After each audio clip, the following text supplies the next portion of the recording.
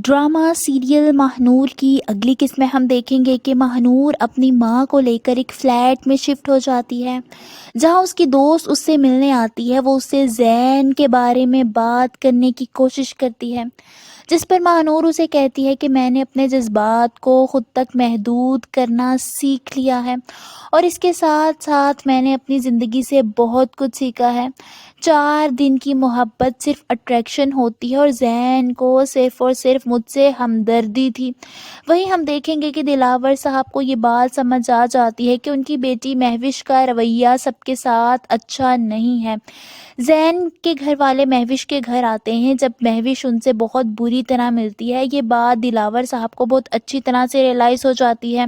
ان کے جانے کے بعد وہ مہوش کے پاس جاتے ہیں اور اسے سمجھاتے ہوئے کہتے ہیں کہ دوسروں کے جذبات کی قدر کرنا تمہیں آنا چاہیے، جس پر مہوش کہتی ہے کہ اگر دوسروں کے جذبات کی قدر کرنا اپنی خوشیوں کا گلا گھونٹنا ہے تو نہیں کرنی مجھے کسی کے جذبات کی قدر۔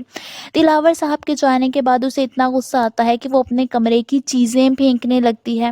وہیں ہم دیکھیں گے کہ زین اب مہوش سے بالکل بھی شادی نہیں کرنا چاہتا۔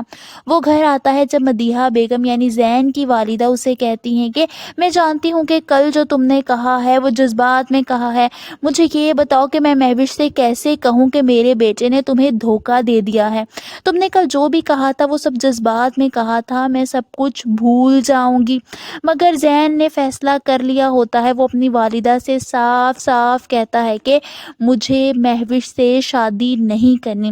یہ بات سن کر تو مدیحہ بیگم بہت زیادہ پریشان ہو جاتی ہیں۔ ان کو سمجھ نہیں آتا کہ وہ زین کو کیسے منائیں، کیونکہ شادی کی ساری تیاریاں ہو چکی ہوتی ہیں اور اب آخر میں آ کر زین انکار کر رہا ہوتا ہے۔